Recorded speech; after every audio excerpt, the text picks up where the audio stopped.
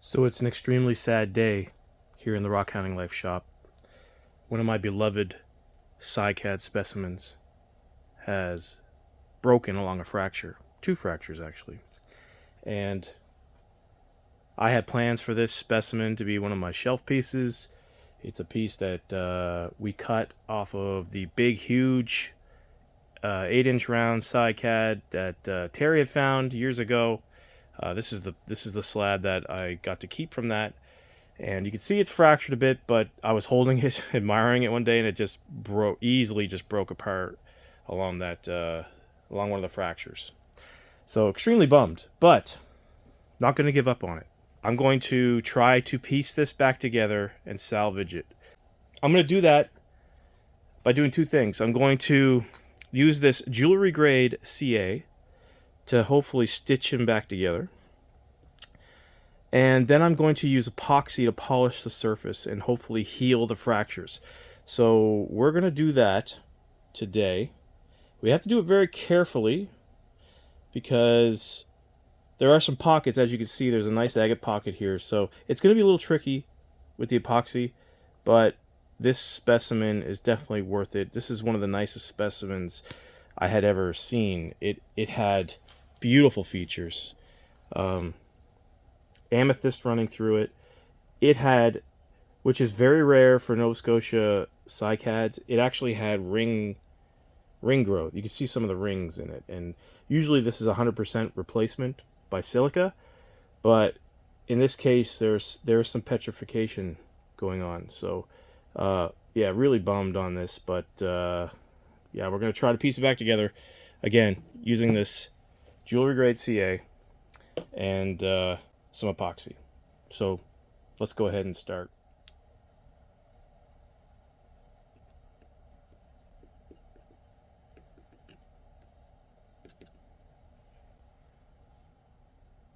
This stuff is super strong. You don't need a lot. You don't want to overdo it because you don't want any coming out of the seams. If you get it on your hands like I just did, it's going to really suck to get it off. I do have some debonder, so I could always use that if it's too bad.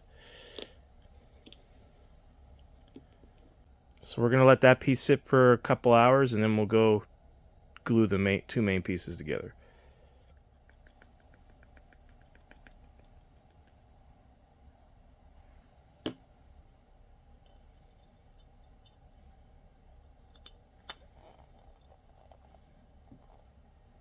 So we got our two pieces, our two halves glued together, and I'm just going to spray a little accelerator just to get this bond working faster.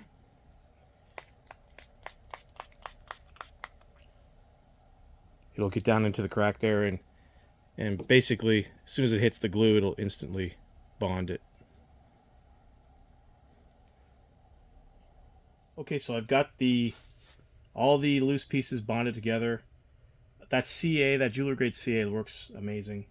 If anybody wants to know what it is, it's called Astrotech jewelry grade CA. It's the medium.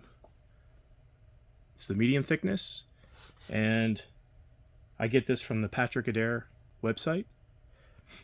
He sells this stuff. He makes this stuff and develops it. He's a ring and jewelry maker. To do the epoxy, I'm actually not going to use epoxy. I've decided I'm going to use a UV resin. The reason why I'm going to use a UV resin is because the cracks in this are pretty big, and I need to put the resin on and then cure it very fast so that there's no dimples on the surface.